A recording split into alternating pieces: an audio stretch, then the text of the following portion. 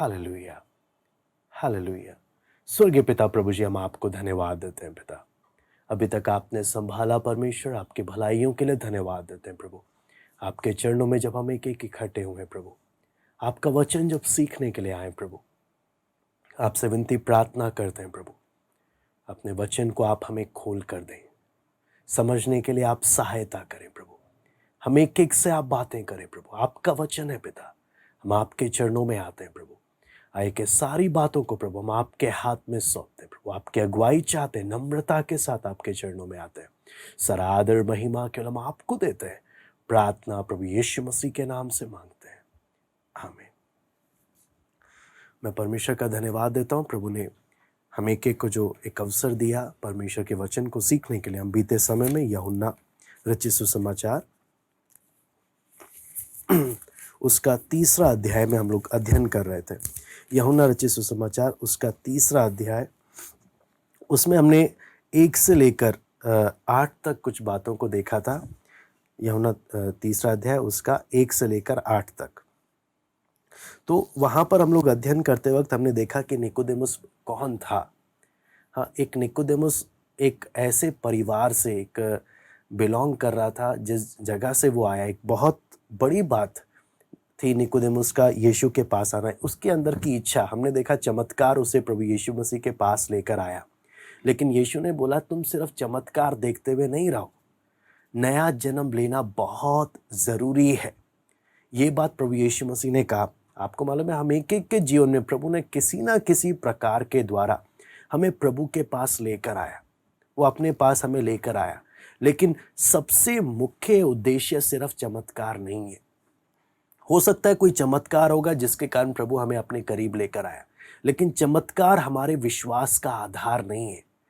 वचन में जब हम पढ़ते हैं, प्रभु यीशु मसीह साफ साफ बोलते हैं नया जन्म पाना बहुत ज़रूरी है। इसलिए बीते समय में हमने देखा प्रभु यीशु मसीह नए जन्म का स्रोत बताता कि नया जन्म एक व्यक्ति अपनी इच्छा से नहीं प्राप्त कर सकता, ये पवित्र आत्मा का काम है, नया जन्म का कार्य। पहला बात हमने ये चीज़ देखा। दूसरा बात हमने देखा नया जन्म का महत्व। नया जन्म का महत्व के लिए आपने देखा यहाँ पे यीशु मसीह साफ साफ बोलता है कि यदि यहाँ पे प्रभु यीशु मसीह बोलता है 3:3 में, तो मैं तुझसे सच सच कहता हूँ यदि कोई नए सिरे से ना जन्मे परमेश्वर का राज्य देख नहीं सकता। फिर वही बात हम 5वीं आयत में देखते हैं, मैं तुझसे सच सच कहता हूँ जब तक कोई मनुष्य जल और आत्मा से ना जन्मे परमेश्वर के राज्य में प्रवेश नहीं कर सकता।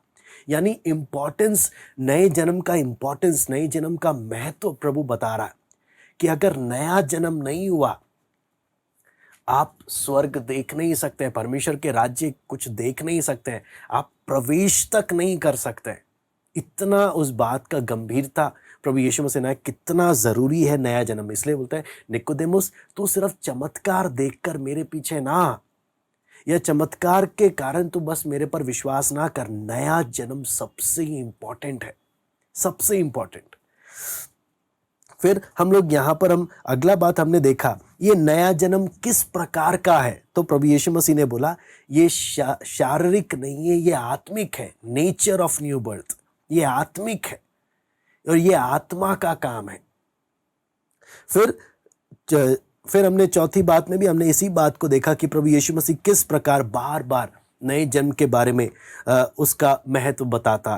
तो हमने उसके साथ साथ हमने देखा अगर एक व्यक्ति का नया जन्म हुआ तो कि कम से कम 6 बातें मैंने आपके सामने रखा था। सबसे पहला हमने देखा जिसका नया जन्म हुआ कैसे हमें जीवन से दिखता है। सबसे पहला वो धर्म के काम करता। नंबर दूसरा वो पाप में जीवन नहीं बिताता। ऐसा नहीं कि इसके जीवन में पाप नहीं होते, गलतियां होती हैं, लेकिन ये पाप अपने जीवन की आदत नहीं बनाता। एक अन्य जाति के समान पाप में जीवन नहीं बिताता। एक अन्य जाति और एक विश्वासी में फर्क ये है, एक अन्य जाति पाप में जीवन बिताता है, उसी में आनंद लेता रहता है, वो उसी में लिप्त रहता।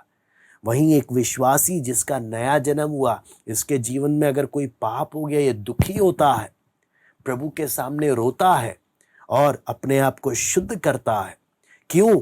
परमेश्वर के द्वारा इसके स्वभाव में, इसके अंदर एक नया जन्म का कार्य हुआ, एक बदलाव आया है।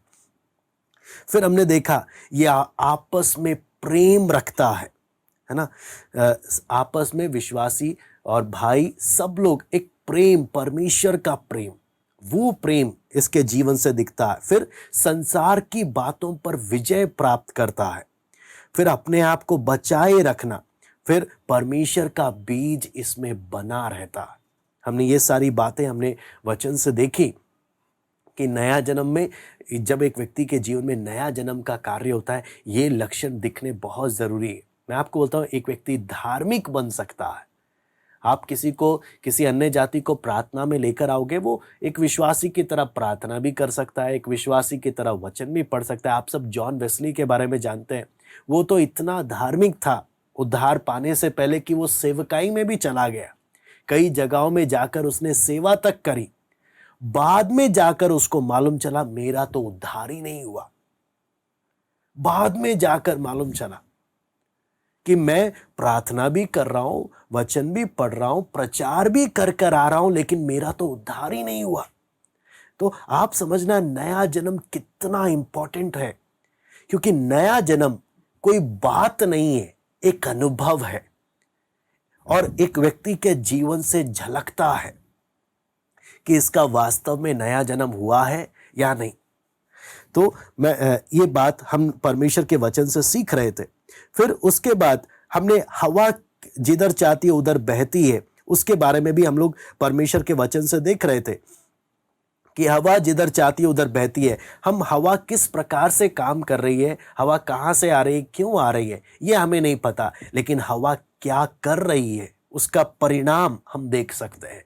जब हवा चलती है उसका परिणाम हम देख सकते हैं। उसी प्रकार आत्मा को हम देख नहीं पा रहे, लेकिन एक परमेश्वर का आत्मा किसी के जीवन में काम करता है, उसके जीवन से वो लक्षण दिखाई देते हैं कि हाँ, इसके जीवन में परमेश्वर का आत्मा काम कर रहा। और वो जब परमेश्वर का आत्मा जब काम करता है ना, नकली और असली तुरंत दिख जाता। आपको मालूम है, नकली करने वाला व्यक्ति भी प्रकट हो जाता है और असली कौन है, जिसके जीवन में रियल में काम हुआ है, वो भी प्रकट हो जाता है। फिर हम परमेश्वर के वचन से हम देख रहे थे। इसके लिए मैं चाहूँगा हम परमेश्वर के वचन में उसका 7 से लेकर मैं सीधा 13 तक हम लोग पढ़ेंगे। यूहन्ना 3 का 7 से लेकर 13 तक मैं पढ़ना चाहूँगा। अचंबा ना कर कि मैंने तुझसे कहा, तुझे नए सिरे से जन्म लेना अवश्य है। हवा जिधर चाहती है उधर चलती है और तू उसका शब्द सुनता है, परंतु नहीं जानता कि वो कहाँ से आती और किधर को जाती है। जो कोई आत्मा से जन्मा है वो ऐसा ही है। निकोदेमुस ने उसको उत्तर दिया, ये बातें कैसे हो सकती हैं? यह सुनकर यीशु ने उससे कहा, तू इस्राएलियों का गुरु होकर भी क्या इन बातों को नहीं समझता? मैं तुझसे सच सच कहता हूं कि हम जो जानते हैं वो कहते हैं और जिसे हमने देखा है उसकी गवाही देते हैं, और तुम हमारी गवाही ग्रहण नहीं करते। जब मैंने तुमसे पृथ्वी की बातें कही और तुम विश्वास नहीं करते, तो यदि मैं तुमसे स्वर्ग की बातें कहूं तो फिर कैसे विश्वास करोगे? कोई स्वर्ग पर नहीं चढ़ा, केवल वही जो स्वर्ग से उतरा, अर्थात मनुष्य का पुत्र जो स्वर्ग में है। यहां पर जब हम परमेश्वर के वचन में हम देखते हैं कि 2 प्रकार की मिसअंडरस्टैंडिंग है, 2 प्रकार के अगर बोले मतभेद या ना समझ पाना। तो पहला जो मिसअंडरस्टैंडिंग हम उसको बोल सकते हैं कि जो एक व्यक्ति उस स्तर तक नहीं पहुंचा, उस स्तर तक ज्ञान के, उस समझ के उस स्तर तक नहीं पहुंचा, उस अनुभव तक नहीं पहुंचा कि उस सच्चाई को ग्रहण कर सके। अब उदाहरण के लिए कई बच्चे हैं, कई नौजवान हैं, तो कई बार माँ बाप और घर के बड़े उनसे बहुत दुखी हो जाते हैं कि ये समझते क्यों नहीं है। लेकिन बच्चे और नौजवान, उनके अंदर एक भावना है, हम सही हैं, हमारे बड़ों को कुछ नहीं मालूम। और ऐसे इस वजह से बहुत बार वो अपने परिवारजनों को, अपने बड़ों को, अपने घर वालों को वो रुलाते हैं उनको दुख देते हैं और अपनी मर्जी चलाते हैं। अब वो क्यों ऐसा होता है? क्योंकि वो उस स्तर तक नहीं पहुंचे कि माँ बाप और बड़ों के स्तर से चीज़ों को समझने लगे।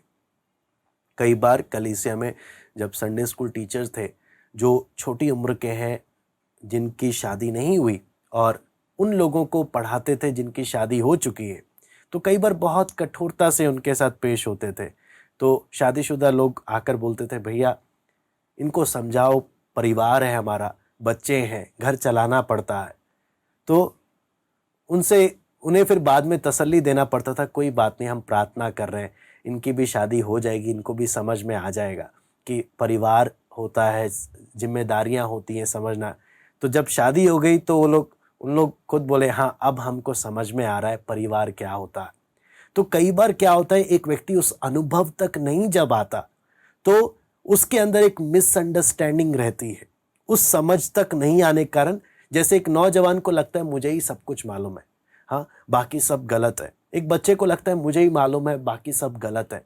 वो उस मैच्योरिटी में नहीं आए, उस परिपक्वता में नहीं आए।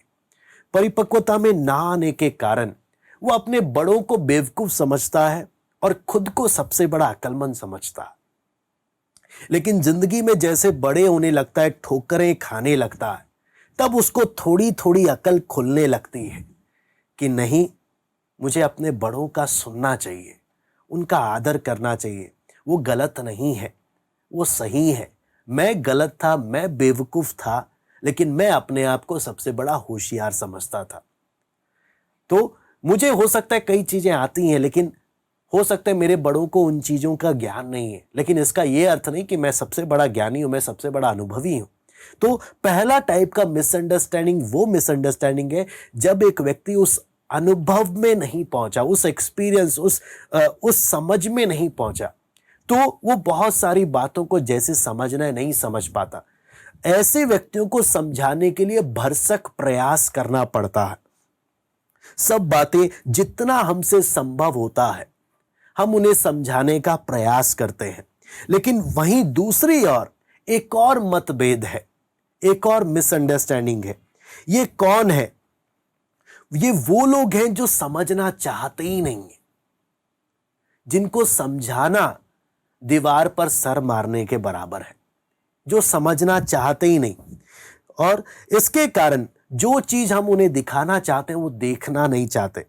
ये वो लोग हैं जिन्होंने जानबूझकर अपने मनों को, है ना, अपने मनों को सच्चाई को स्वीकार करने से बंद कर रखा है कि मैंने उस सच्चाई को स्वीकार करना ही नहीं है।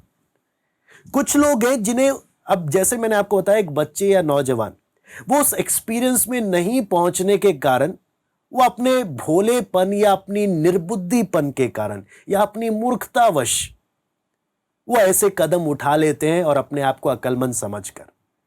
लेकिन वो उस अनुभव में ना होने के कारण हम उनकी भूल या उनकी अज्ञानता बोल सकते हैं। उनको समझाने के लिए हम भरसक प्रयास कर सकते हैं। वहीं दूसरी ओर कुछ ऐसे लोग हैं जो जानबूझकर, जिन्होंने समझना ही नहीं है, ऐसे कर उन्होंने अपने मन को बंद कर रखा। तो हम जब यहां पर जब निकोदेमुस के बारे में देख रहे हैं, प्रभु यीशु मसीह इन्हीं बातों को खोलते हुए समझा रहा, इसलिए हम एक एक उस बात को प्रार्थना पूर्वक समझे। निकोदेमुस के बारे में प्रभु यीशु मसीह बोलता है कि निकोदेमुस, तुझे तो समझ आना चाहिए नया जन्म के बारे में। क्यों? तू एक फरीसी है, इज़राइल का गुरु है, हाँ, दूसरों को सिखाने वाला है। क्या तुझे इन बातों का ज्ञान नहीं? अगर यहां पर जब हम देखेंगे नया जन्म का बात सीधा नया नियम में नहीं, हम पुराने नियम में भी पढ़ते हुए आ रहे हैं। उदाहरण के लिए हम परमेश्वर के वचन में यहेजकेल 18 का 31 हम लोग निकाल लेंगे। यहेजकेल 18 का 31।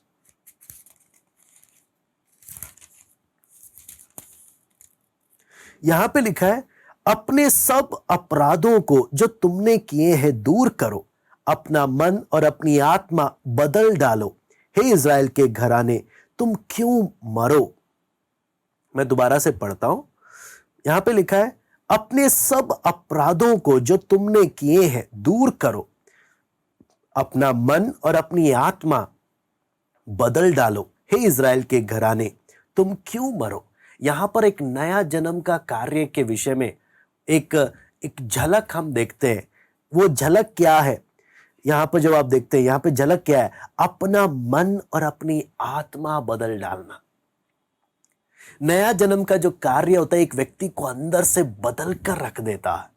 एक बहुत ही अद्भुत काम होता है। मैं आपको बोलता हूं, पुराना यीशु मसीह जब नए जन्म के बारे में नए नियम में बोल रहा है, यीशु सिर्फ नया जन्म करके बोल रहा है, लेकिन पूरा पुराना नियम नया जन्म होता क्या है अंदर से, वो चीज के बारे में पुराना नियम में पहले से ही परमेश्वर का आत्मा बताते हुए आ रहा। इसलिए यीशु मसीह निकोदेमुस को जब बोल रहा है, तू कौन सा व्यक्ति है, तू जानबूझकर अपना मन बंद करे हुए में से है, या तुझे उसकी समझ नहीं? तू तो इज़राइल का गुरु है, तुझे तो मालूम होना चाहिए ये बात। हाँ, फिर उसके बाद हम लोग पढ़ते हैं यहेजकेल 36 का 26। यहेजकेल 36 का 26।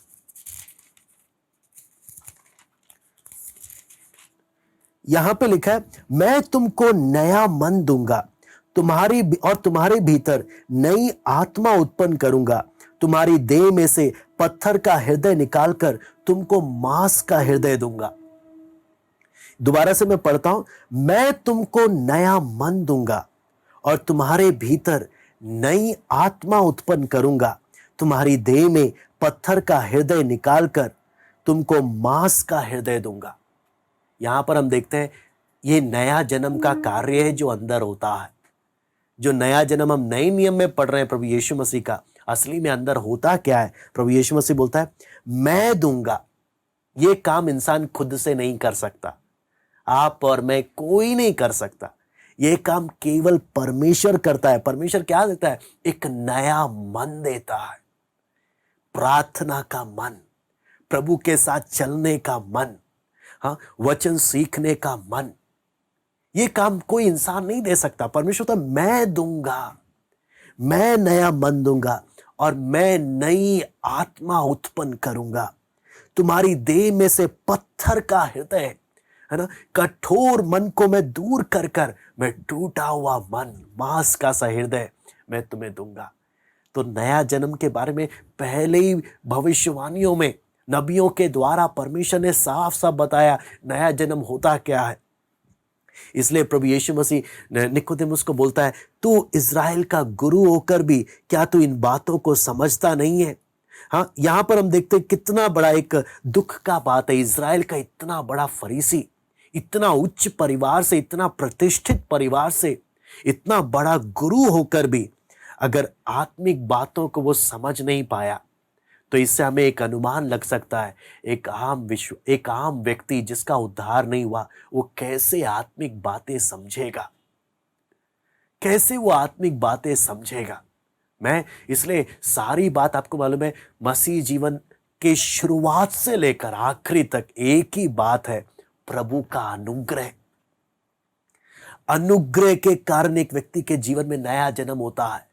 अनुग्रह के कारण एक व्यक्ति का उद्धार होता है। अनुग्रह के कारण एक व्यक्ति प्रभु में बने रहता है। अनुग्रह के कारण अंत तक वो प्रभु में स्थिर रहता है। अनुग्रह, बिना परमेश्वर के अनुग्रह के आप और मैं कुछ भी नहीं कर सकते। हम एक एक के जीवन में हर एक बात के लिए हमें प्रभु का अनुग्रह चाहिए।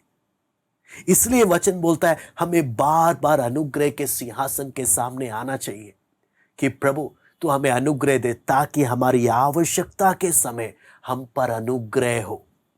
हमारी आवश्यकता, इसलिए प्रभु का अनुग्रह हम एक एक को हर समय चाहिए।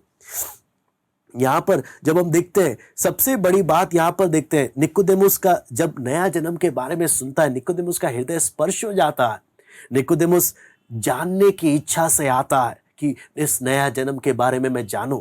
लेकिन आपको मालूम है, इतना बड़ा गुरु होकर भी, आपको मालूम है, इतना बड़ा गुरु होकर भी निकोदेमुस के अंदर का इच्छा क्या है? यीशु के बारे में ये नहीं लिखा कि हाँ ये बहुत बड़ा फरीसी था, हाँ ये बहुत इतना ज्ञान रखता है। फरीसी बोलते थे यीशु, इसने कोई कहीं से इसने इसने कहाँ से शिक्षा प्राप्त करी है जो इतना ज्ञान, वो भी इतने अधिकार के साथ प्रचार करता। हाँ, फरीसी लोग हैरान रह जाते थे, लेकिन एक निकोदेमुस जैसा इतना बड़ा व्यक्ति यीशु के पास, जो मानवीय दृष्टिकोण से, जिसने फरीसी का कोई अध्ययन नहीं किया, फरीसी शास्त्री जैसा कोई पढ़ाई नहीं किया, इसके आगे झुककर इससे जानने का मन। आपको मालूम है, बहुत से लोग जिन्हें कुछ कुछ मालूम भी नहीं है, लेकिन एक गलत फहमी है, मुझे बहुत कुछ आता है, और उस गलत फहमी के कारण कई बार क्या हो जाता है, वचन सीखने का मन ही उनके अंदर से क्या हो जाता है, खत्म हो जाता है। आप निकोदेमुस को आप देखें, इतना बड़ा होकर भी यीशु के पास आकर वो क्या कर रहा है, वो सीख रहा है। बहुत से लोगों को परवाह ही नहीं होता, लेकिन निकोदेमुस का हमने देखा, इतना बड़ा ज्ञानी होकर भी ये आत्मिक बातों को अपने दम पर वो उसे सीख नहीं पाया, समझ नहीं पाया। इसलिए हम यहां पर हम परमेश्वर के वचन में जब देखते हैं कि साफ साफ यहां पर हम जब देखते हैं, हमें क्या कुछ बातें यहां पर साफ साफ समझ में आती है कि अगर एक व्यक्ति चाहता ही नहीं है कि उसका उद्धार हो, आपको मालूम है बहुत बार ऐसा घटना होता है कि आप समझना, मसीह जीवन एक, जब हम परमेश्वर के वचन में पढ़ते हैं, एक अनुभव है, एक सामर्थ का काम है परमेश्वर के आत्मा का। लेकिन बहुत बार निकोदेमुस, जो वचन का शास्त्र, वचन का एक फरीसी होने के कारण वचन की एक एक बातों को जानने वाला, वचन की बारीकियों को जानने वाला, बारीकियों से हमने, इसलिए पिछले बार हमने निकोदेमुस का बैकग्राउंड को हमने अध्ययन किया कि किधर से आ रहा है। व्यवस्था बोलने का मतलब कितनी एक एक नियम को कितनी बारीकी से वो क्या करते थे, ये मानते थे।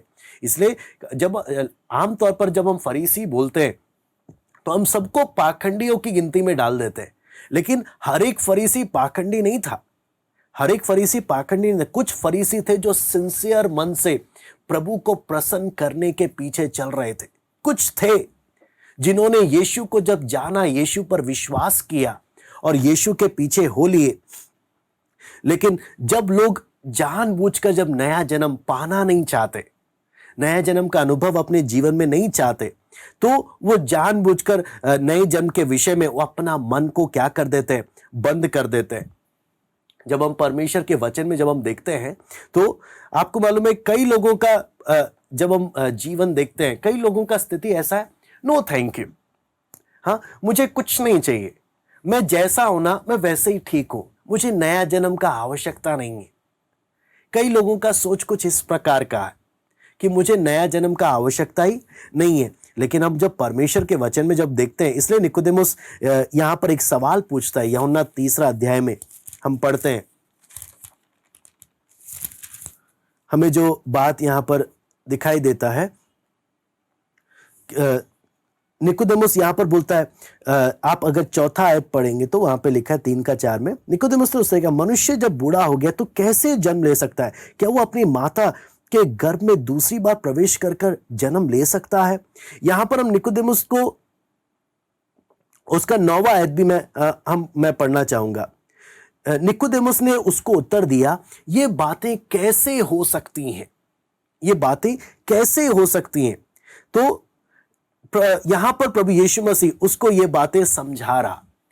कई बार यहां पर निकोदेमुस इस बात को समझने के लिए, आपको मालूम है, प्रभु यीशु मसीह निकोदेमुस को हवा का जो उदाहरण देता है, हम लोग यहां पर जब देख रहे थे, निकोदेमुस जब सवाल पूछता है, 3:9 में लिखा है, निकोदेमुस ने उसको उत्तर दिया, प्रभु ये बातें कैसे हो सकती हैं, या ये नया जन्म का कार्य कैसे हो सकता है, मतलब इसका काम किस प्रकार से? तब प्रभु यीशु मसीह यहां पर इसको जवाब दे रहा है कि आत्मा का कार्य जो चीज है, कई बार आप उसको समझ नहीं सकते, ये काम कैसे होता है, किस प्रकार से होता है, लेकिन एक बात तो है, आप जैसे हवा चलती है, आप उसके परिणाम को देख सकते हैं।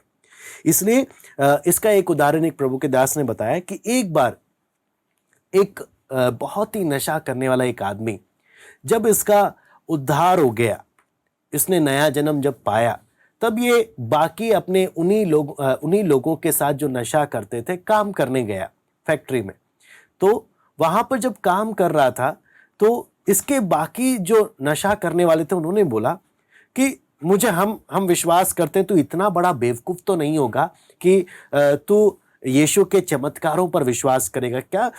हमें मालूम है तो यीशु ने दाखरस, पानी को दाखरस नहीं बनाया। ये सब झूठी बातें हैं।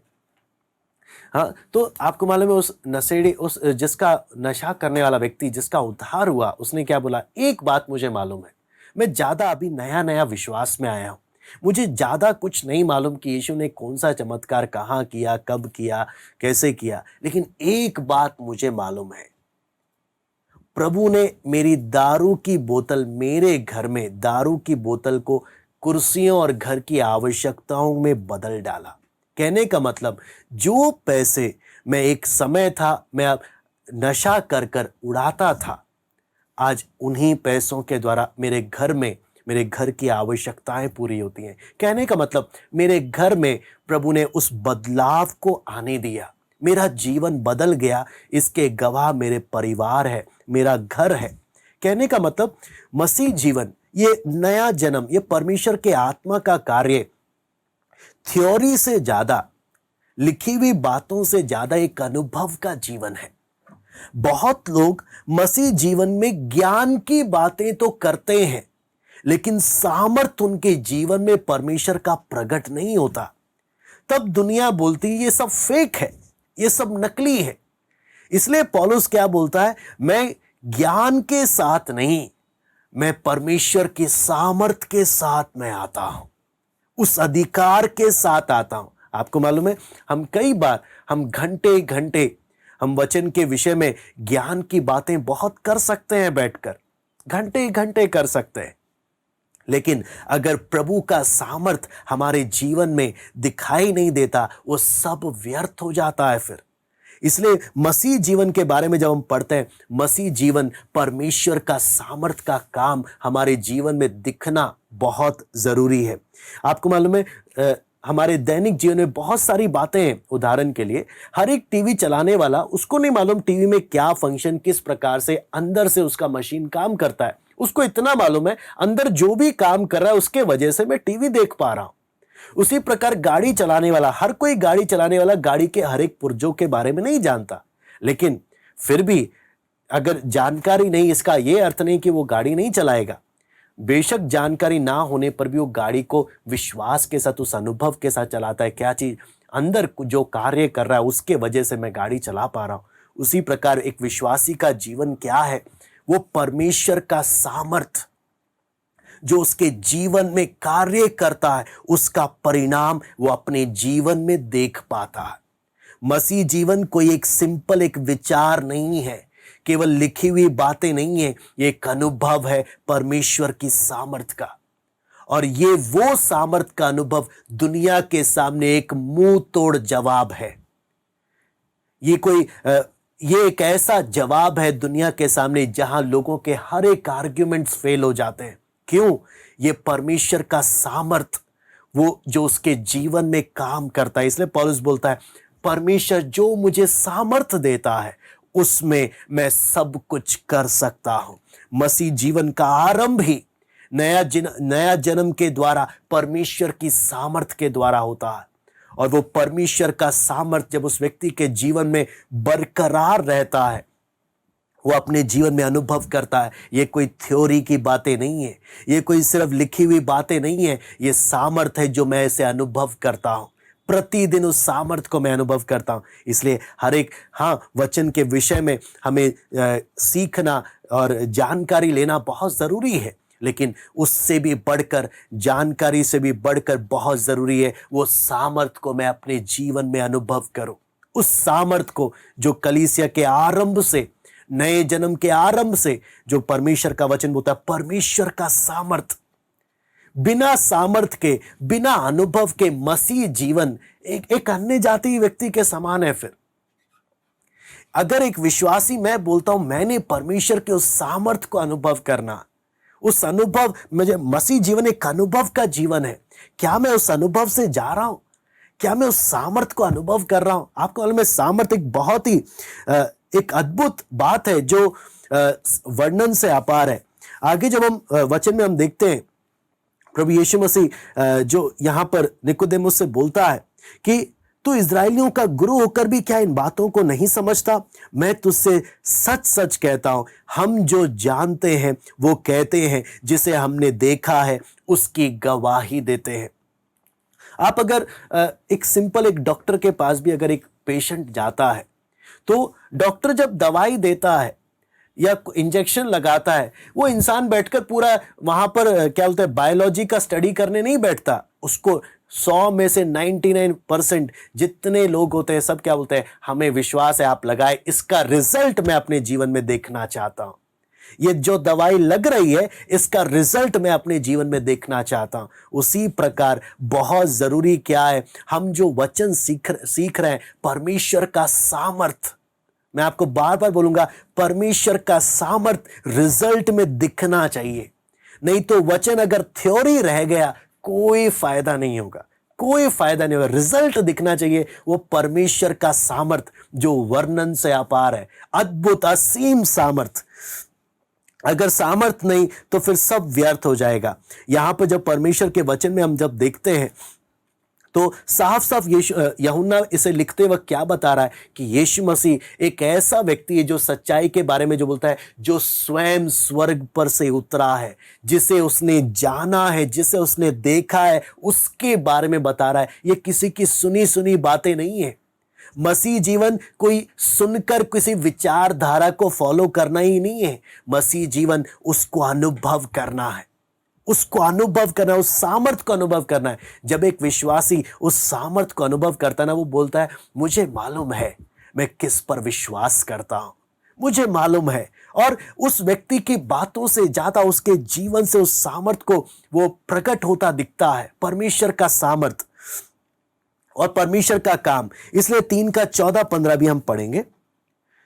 3:14-15 जिस रीति से 13 से 12 से मैं पढ़ना चाहूंगा। 10 तक हमने पढ़ा था, मैं दोबारा से उसको पढ़ता हूं। मैं तुझसे सच सच कहता हूं, हम जो जानते हैं वो कहते हैं, जिसे हमने देखा उसकी गवाही देते हैं, और तुम हमारी गवाही ग्रहण नहीं करते। निकोदेमुस के बारे में हम देखते हैं, जब वो जिन लोगों का प्रतिनिधि बनकर आया, शुरुआत में वो निकोदेमुस ने यीशु की बातों को ग्रहण नहीं किया, लेकिन लिखा है जब मैंने तुमसे पृथ्वी की बातें कही तुम विश्वास नहीं करते, यदि मैं तुमसे स्वर्ग की बातें कहूं तो फिर कैसे विश्वास करोगे। तो यहां पर लिखा है प्रभु यीशु मसीह जो सिंपल उदाहरण दे रहा, सिंपल उदाहरण भी अगर निकोदेमुस तुझे समझ नहीं आ रहा, मैं अगर तुझसे स्वर्ग की बातें कहूंगा कहां से समझ में आएगा। इसका मतलब एक व्यक्ति, संसारिक व्यक्ति, कितना भी इंटेलेक्चुअल नॉलेज रखता हो, कितना भी बड़ा ज्ञानी हो, वो आत्मा की बातें उसे ग्रहण करना, उसे समझना कितना बड़ा एक प्रॉब्लम है। यहां पर हम देख सकते हैं आत्मा की बातें समझना। इसे लिखा यीशु मसीह बोलता है कोई स्वर्ग पर नहीं चढ़ा, केवल वही जो स्वर्ग से उतरा, अर्थात मनुष्य का पुत्र जो स्वर्ग में है। और जिस रीति से मूसा ने जंगल में सांप को ऊंचे पर चढ़ाया, उसी रीति से अवश्य है कि मनुष्य का पुत्र भी ऊंचे पर चढ़ाया जाए, ताकि जो कोई उस पर विश्वास करे वो अनंत जीवन पाए। यहां पर भी हम बहुत ही महत्वपूर्ण बातें हम परमेश्वर के वचन में देखते हैं। आपको इस यीशु मसीह ने जो उदाहरण लिया उसको समझने के लिए हम गिनती 21:4-9 हम पढ़ सकते हैं। गिनती 21:4-9 यहां पे लिखा है, फिर उन्होंने होर पहाड़ से कूच करके लाल समुद्र का मार्ग लिया कि एदोम देश से बाहर बाहर घूम कर जाए, और लोगों का मन मार्ग के कारण बहुत व्याकुल हो गया, इसलिए वे परमेश्वर के विरुद्ध बात करने लगे और मूसा से कहा, तुम लोग हमको मिस्र से जंगल में मरने के लिए क्यों ले आए हो? यहां ना तो रोटी और ना पानी, और हमारे प्राण इस निकम्मी रोटी से दुखित है। अतः यहोवा ने उन लोगों को तेज विष वाले सांप भेजे और उनको डसने लगे, और बहुत से इजरायली मर गए। तब लोग मूसा के पास जाकर कहने लगे, हमने पाप किया है, क्योंकि हमने यहोवा की और तेरे विरुद्ध बातें की हैं। यहोवा से प्रार्थना कर कि वो सांपों को हमसे दूर करे। तब मूसा ने उनके लिए प्रार्थना की। यहोवा ने मूसा से कहा, एक तेज विष वाले सांप की प्रतिमा बनाकर खंबे पर लटका, तब जो सांप से डसा हुआ उसको देख ले वो जीवित बचेगा। अतः मूसा ने पीतल का एक सांप बनवाकर खंबे पर लटकाया। तब सांप के उस डसे में से जिसने उस पीतल की सांप की ओर देखा वो जीवित बच गया।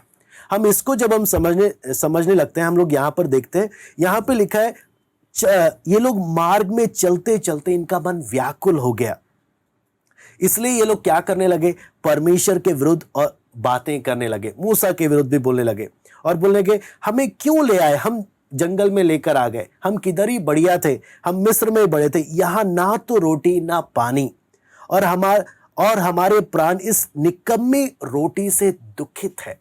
हम वचन की एक एक बातों को देखें, बहुत बातें हमारे मसीह जीवन की बातों को दिखाते हैं। कई बार प्रभु हमें जिन अनुभवों से लेकर जाता है मसीह जीवन के, कई बार परमेश्वर ऐसी परिस्थिति बनाता है जहां हो सकता है हमारी आवश्यकताएं पूरा ना हो, हमें एक ऐसे अनुभवों से लेकर जाता है, उस समय हमारे मुंह से क्या निकलता है बहुत मायने रखता है। यहां पर ये लोग बोले क्यों हमें मिस्र से लेकर आए। कितनी बार विश्वासी लोग भी बोलते हैं हम बढ़िया थे संसार में, क्यों हमें प्रभु के हम इस रास्ते में आ गए। बेशक हम किसी प्रभु के दास के सामने नहीं बोलते हो, लेकिन कई बार घर के मसलों में हम लोग क्या करने लग जाते हैं, ऐसे ही बुड़बुड़ाने लग जाते हैं। हाँ, फिर बोलते हैं यहाँ प्रभु के पीछे जब से आए हमें ये नहीं मिल रहा, हमें वो नहीं मिल रहा, प्रभु के पीछे जब से आए हमें कितनी चीजें छोड़नी पड़ रही हैं। फिर बोलते हैं हमारा प्राण इस निकम्मी रोटी से दुखित है। ये निकम्मी रोटी कौन है? परमेश्वर जो मन्ना दे रहा है। बोलता है हमारा प्राण इस निकम्मी रोटी से दुखित है। कितनी बार विश्वासी लोग, आपको मालूम है, कई बार ऐसे बोलते हैं कितना वचन हम सुने, हाँ हमने बहुत सुन लिया, हमें वचन नहीं चाहिए, हाँ हमें बताओ बाकी चीजें हमें कैसे मिलेंगी, हमें बताओ पैसा कहां से हम कमा सकते हैं और ज्यादा, हाँ हम वचन हमें और नहीं सीखना, हमने बहुत सीख लिया। आपको मालूम है एक एक बातें परमेश्वर उस समय सुनता है। जिसकी समझ खुली है उसी को मालूम है परमेश्वर के वचन का वैल्यू क्या है। यह सिर्फ कहने की बात नहीं है कि हजारों रुपये और मोतियों से कीमती है। जिसकी समझ खुली है, हाँ, जिस पर परमेश्वर अनुग्रह करता है उसी को मालूम है कितना कीमती चीज परमेश्वर ने हमारे हाथ में दिया। लेकिन जिसकी समझ नहीं खुली है वो क्या, उसके विषय में यीशु क्या बोलता है, सुअरों के सामने मोती ना डालो। यानी जो व्यक्ति का नेचर, जो व्यक्ति का स्वभाव सुअर की तरह है, परमेश्वर बोलता है उसके सामने मैं अपना कीमती वचन मैं जाने ही नहीं दूंगा। सुअरों के सामने, कुत्तों के सामने मोती ना डालो। मतलब परमेश्वर एक व्यक्ति की आदत को देखकर परमेश्वर उसके पास या तो वचन उसके सामने प्रकट करता है या परमेश्वर उस व्यक्ति से वचन को छिपा देता है। मैं आपको बोलता हूं परमेश्वर कई बार छिपा देता है। कई बार परमेश्वर के दास लोगों को वचन बताते बताते थक जाते, लेकिन लोगों के दिमाग में ही नहीं जाता। क्यों? परमेश्वर बोलता है ये मेरे इस कीमती वचन के लायक नहीं है, इसलिए इसको वचन का भूख भी नहीं दूंगा, ना वचन का मन दूंगा। इसको कोई ना कोई बातों से मैं अपने वचन से इसको दूर रखूंगा, क्योंकि मेरा वचन बहुत कीमती है। मैं सुअरों के सामने अपना कीमती वचन जाने नहीं दूंगा। इसलिए कितनी बार विश्वासी लोगों का वचन पढ़ने का मन नहीं करता, कितनी बार बोलते हैं हमारे पास टाइम नहीं है, कितनी बार क्या क्या बातें आती हैं। आप समझना, मन परमेश्वर देता है। ये परमेश्वर है जो मुझे वचन की भूख देता है, ये परमेश्वर का अनुग्रह है। लेकिन जब मेरा नेचर परमेश्वर देखते ना, परमेश्वर खुद, आपको में कितने कीमती वचन, कितने कीमती मोतियां हमारी आदत के कारण परमेश्वर हमसे दूर रख देता है। लेकिन जब हम तैयार हो जाते हैं तब वो कीमती खजाने हमारे पास लेकर आता है। तब जैसे हमने नहम्याह की पुस्तक में देखा, जब लोग समझने लगते हैं, प्रभु के सामने खड़े खड़े वो रोने लगते हैं, प्रभु इतना अद्भुत वचन इतने समय से मेरे से दूर रहा, क्यों? मैं तैयार नहीं था, मैं उस वचन के लायक नहीं था कि वो, इसलिए अगर वो कीमती वचन मेरे पास भी आता मैं उसको वैल्यू देता ही नहीं। हाँ, एक व्यक्ति का सोच यहां पे लिखा है, इसलिए ये लोग बोलते हैं हम निकम्मी रोटी। कई बार वचन को भी लोग बोलते हैं ये वचन कब तक वचन करें, हाँ वचन से बढ़िया बाकी चीजें हैं। तो ये कौन लोग बोलते हैं जिनको अभी तक समझ नहीं खुला? यहां पर हम देखते हैं यहोवा ने उन लोगों में तेज विष वाले सांप भेजे। यहां पर भेज कौन रहा है? परमेश्वर भेज रहा है, जो उनको डसने लगे और बहुत से इजरायली मर गए। जब हम परमेश्वर के वचन को तुच्छ समझने लगते हैं, आपको मालूम है बहुत बार बहुतों का आत्मिक जीवन, यहां पे शारीरिक रूप से मौत आया, बहुत लोगों के जीवन में आत्मिक रूप से एक मौत आ जाता है। पूरा ही संसारिक हो जाते हैं, पूरा ही उनका जीवन कुछ इस प्रकार का हो जाता है कि आत्मिक रूप से मर गए। क्यों? परमेश्वर ने इनके मुंह से निकली बातों को सुना और परमेश्वर ने वो तेज विष वाले सांप या ऐसी परीक्षाओं में इनको जाने दिया जहां पर ये बुरी तरह गिर गए और आत्मिक रूप से एक मरी अवस्था में आ गए। मरी अवस्था में क्यों?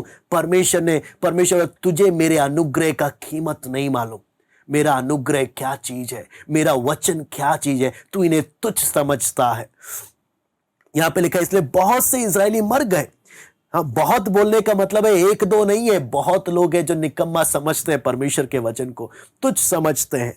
यहां पे लिखा है तब लोग मूसा के पास जाकर कहने लगे, हमने पाप किया क्योंकि हमने यहोवा और तेरे विरुद्ध बातें की हैं।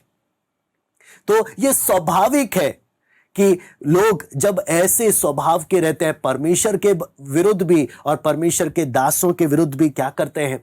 बातें करते हैं। लेकिन यहां पर हम देखते हैं तब उन्होंने बोला यहोवा से प्रार्थना कर कि वह सांपों को हमसे दूर करे। जब लोगों को लगता है मेरा आत्मिक जीवन सूख रहा है, अगर समझ खुल जाए तो अवश्य है कि उन्हें जाकर बोलना चाहिए, हमारे लिए प्रार्थना करो ताकि हमारा आत्मिक जीवन वापस स्वस्थ हो जाए, नहीं तो कभी ठीक नहीं होता। यहां पे लिखता है तब मूसा ने उनके लिए क्या किया? प्रार्थना किया। यहोवा ने मूसा से कहा एक तेज विष वाले सांप की प्रतिमा बनाकर खंबे पर लटका। यहां पर हम देखते हैं तो परमेश्वर ने वो जो तेज विष वाला सांप का प्रतिमा बनाकर जो खंबे पे लटकाकर बोला जो कोई उसकी ओर देखेगा, जिसे सांप ने डसा उसकी ओर देखेगा तो वो बच जाएगा। आपको मालूम है परमेश्वर ने एक माध्यम उसको ठहराया, उसके पीछे का परमेश्वर का एक उद्देश्य था कि ये जो तेज विष वाले सांप की प्रतिमा बनाने के पीछे का परमेश्वर का उद्देश्य था कि वो लोग परमेश्वर पर भरोसा करें, परमेश्वर की आज्ञा को माने और परमेश्वर पर भरोसा करें कि प्रभु उन्हें चंगा करेगा। लेकिन आपको मालूम है परमेश्वर ने जो माध्यम ठहराया, लोगों ने उसी को मूर्ति बना दिया। अगर आप पढ़ेंगे दूसरा राजा 18:4, दूसरा राजा 18:4, हिजकिय्याह के समय में हम इस घटना को देख सकते हैं। यहां पे लिखा है उसने ऊंचे स्थान गिरा दिए, लाठों को तोड़ दिया, अशेरा को काट डाला, पीतल का जो सांप मूसा ने बनाया था उसको उसने इस कारण चूर चूर कर दिया कि उन दिनों तक इजरायली उनके लिए धूप जलाते थे और उसने उसका नाम नहुशतान रखा। आप सोचकर देखो, परमेश्वर ने उनको उस मौत से बचाने के लिए, जहरीले सांपों से बचाने के लिए प्रतिमा बनाया। उनको समझना था कि परमेश्वर है जो चंगा कर रहा है, हम पीतल का सांप ऐसे ही देखने से ठीक नहीं हो रहे, वो परमेश्वर है। ये पीतल का सांप किस चीज को दिखा रहा है? वो पाप जो पराजित परमेश्वर उस पर कर रहा है, शैतान को जो पराजित कर रहा है। हाँ, कि ये सांप जो तुम्हें डसता था ये हार गया, मैंने उसको मार दिया। विश्वास के साथ तुम प्रभु की ओर देखो, उसकी ओर देखो कि तुम जीत गए, तुम बच गए, इस कारण वो चंगे हुए। लेकिन इन्होंने क्या किया? उसी को क्या बना डाला? मूर्ति बनाकर उसी की पूजा करने लग गए। कि बाद में हिजकिय्याह को ऐसे जो परमेश्वर ने बनवाया था उसी को बाद में हिजकिय्याह को तोड़ना पड़ा, क्योंकि लोगों ने उसे क्या बना डाला? लोगों ने उसे मूर्ति बना डाला।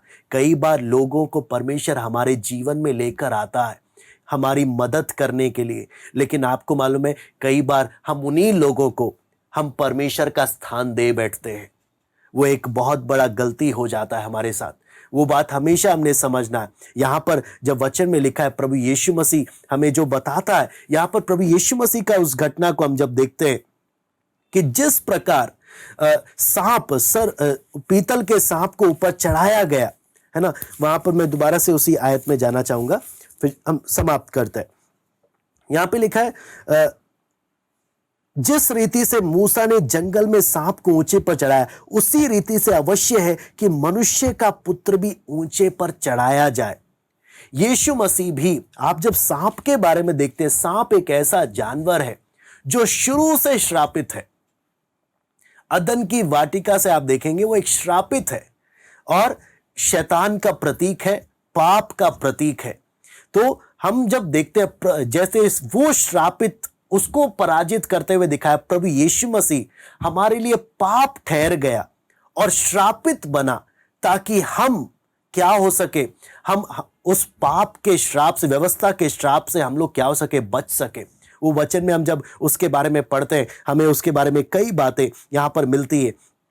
तो यीशु मसीह यहां पर जब बोलते हैं मनुष्य के पुत्र को भी ऊंचे पर चढ़ाया जाना बहुत जरूरी है, ताकि वो हमारे लिए श्रापित बना, वो हमारे लिए पाप बन गया, परमेश्वर का क्रोध उस पर फूटा, ताकि हम लोग क्या करें। इसलिए वहां पे लिखा है कि हम लोग क्या करें, विश्वास करें तो हम बच जाए, हम नाश होने से बच जाए। यहां पर दो बातें हम देखते हैं, यीशु का ऊंचे पर चढ़ा, क्रूस और महिमा, दोनों आप देखेंगे एक दूसरे से जुड़े हुए हैं।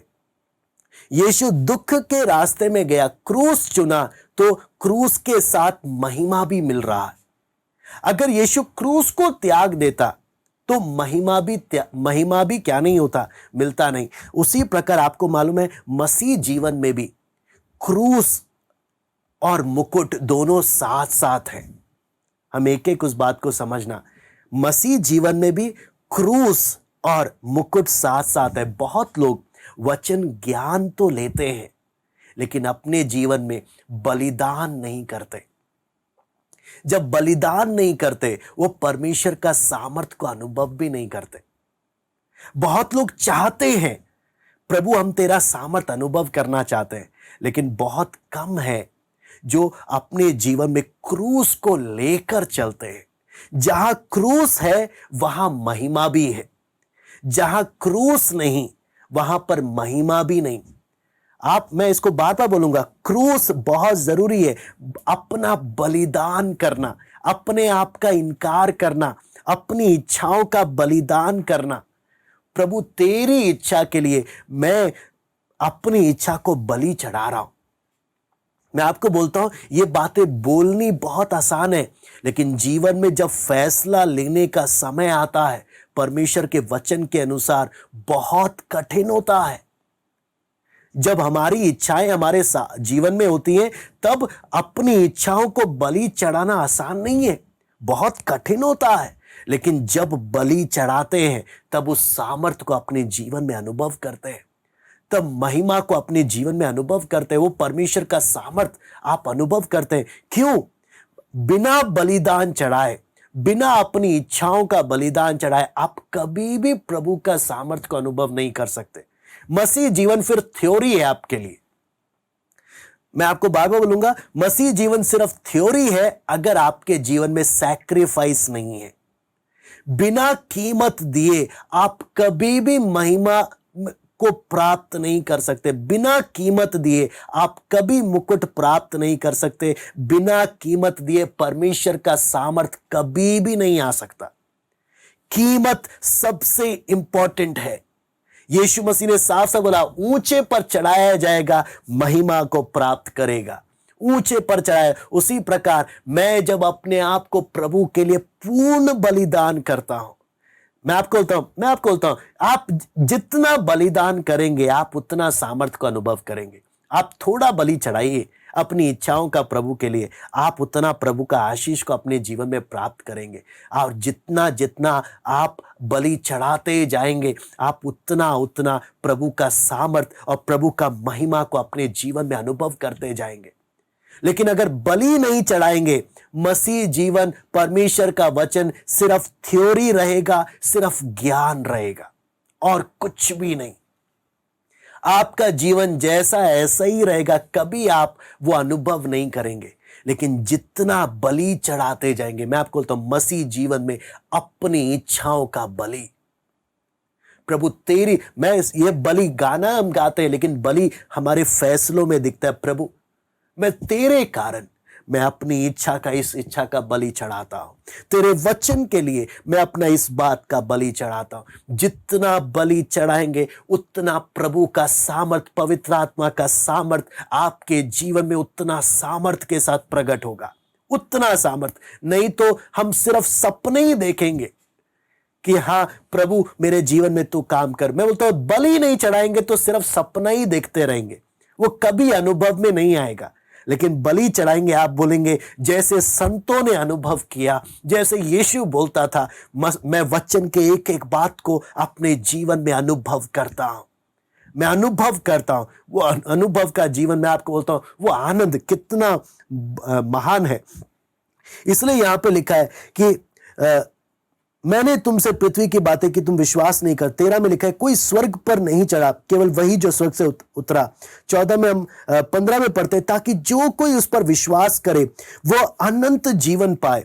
यीशु पर विश्वास करने बोलने का 3 बातें आता है। सबसे पहला, यीशु कौन है हमने समझना, और हमने ये समझना है कि परमेश्वर हमसे प्यार करता है, परमेश्वर को हमारी चिंता है, परमेश्वर हमें क्षमा करना चाहता है। यहूदी लोगों का सोच आपको मालूम है बिल्कुल अलग था। वो लोग सोचते थे परमेश्वर वो है जो अपनी व्यवस्था को देता है, जो लोग व्यवस्था का पालन नहीं करेंगे उन्हें सजा देगा और न्याय उनका करेगा। ये सोच था यहूदी लोगों का। लेकिन यीशु मसीह ने आकर बोला वो एक पिता है, पिता की तरह तुम उसको देखो।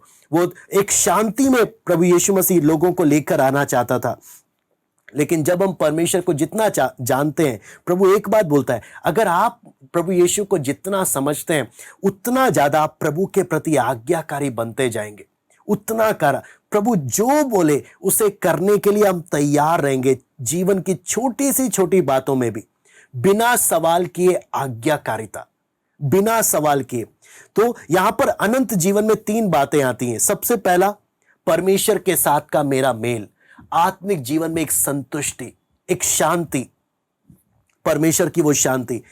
फिर दूसरा बात, लोगों के साथ मेरा एक अच्छा संबंध, यानी वहां पर एक शांति, जैसे प्रभु ने मुझे क्षमा किया मैं भी दूसरों को क्या कर रहा, क्षमा कर रहा हूं, आपस में मेल मिलाप।